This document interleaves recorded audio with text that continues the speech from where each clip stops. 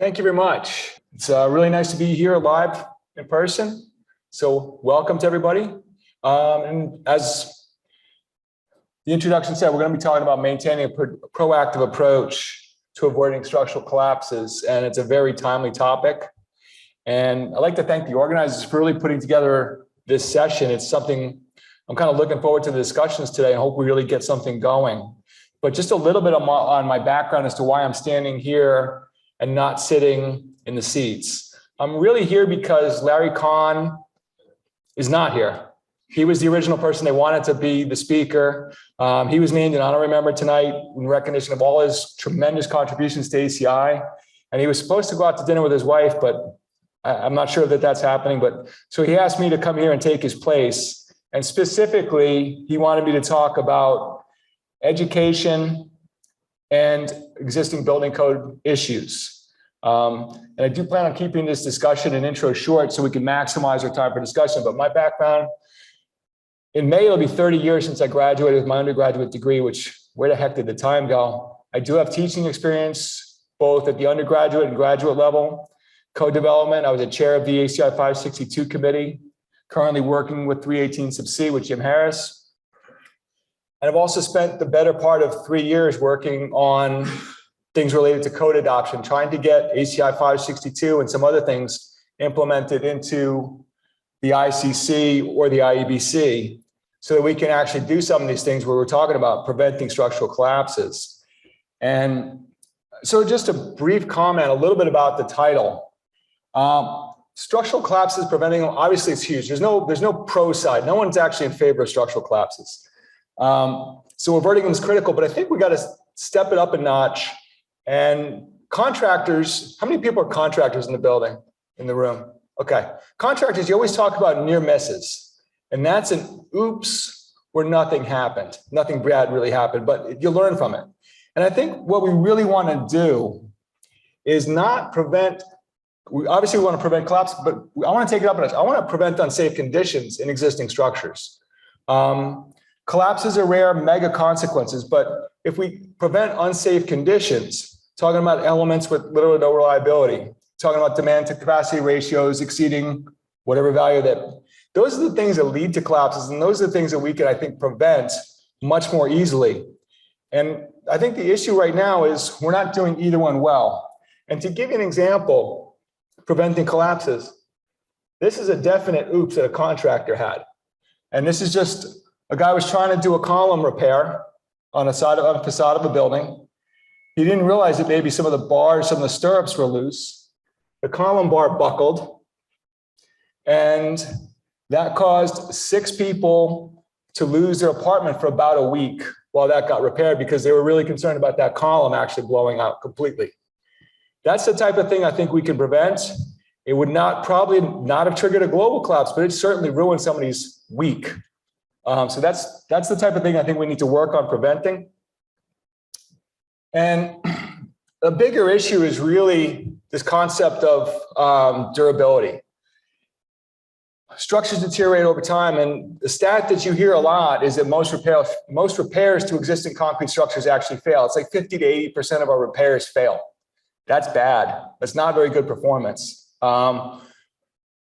We talk about extreme weather. Well, now extreme weather with climate change is every day. Every day, structures are getting more and more flooded, more and more seawater ingress, all sorts of problems. And a lot of our structures, we talk about a service life, but we get to 40 years. How many people have ever actually heard of a structure hitting its service life and then they decide to replace it? It just doesn't happen. So we're talking about 40-year recertifications, but then what's going to happen next? Is there going to be another 40 years? Every 5 years, we may look at building facades. But what it really is our final service period on all these existing concrete structures that we have. And how can our structures be in this little small area where we got the right amount of strength, the right amount of durability, the right amount of serviceability? How do we do that? How do we get there? So getting into existing education, this is a huge problem. And I know Nancy teaches, a couple other people in the room teach. We don't do enough to educate students about existing structures. There's only 17 schools. This is Larry Kahn's statistics. He did the research on this. There's only 17 schools in the United States out of the hundreds that are giving degrees that actually have courses on evaluation and repair. And NCSEA doesn't even include existing structures in their recommended coursework in 2019. They may have changed since then. And why is that a problem? Because we start looking at existing structures. A lot of them were designed with things like working stress design. The last person that actually learned working stress design as an undergraduate in college was probably in 1973. It's probably about right, Jim, right? For concrete, it's it could have been as far as 63 for concrete. So, but you're looking at a structure that was designed with working stress design, and you don't know how it was designed. That's a problem. What should be taught? I think there should be some coursework on existing structures. And there's also this concept that we're constantly changing our codes. We're constantly adding new codes. I'm on TAC right now, I'm serving. And we recently created 6 new code committees. All of those are going to be creating new code documents. We're going to be trying to get them into the IBC, the IEBC in the future. Get ready for the concrete pool, spa, and water shape code. That one's going to be fun. But it's a legitimate need because those structures aren't performing well. So we need those. So more and more codes that we're not learning about. And in general, this is my opinion. Reliability concepts for structural engineers are not well understood. We learn about loads. We learn about strength reduction factors. We learn about load combinations. But we never really learn how they all meld together and actually create something called beta or reliability factors or what they should be. That's not well taught. I learned it in graduate school, but it's not really well taught at all. And that's really the key to understanding a lot of these things. And the other problem I have is right now with engineering education, our students are losing feel. I was recently working with a young engineer, 3 or 4 years of experience, and I was having him design something very simple.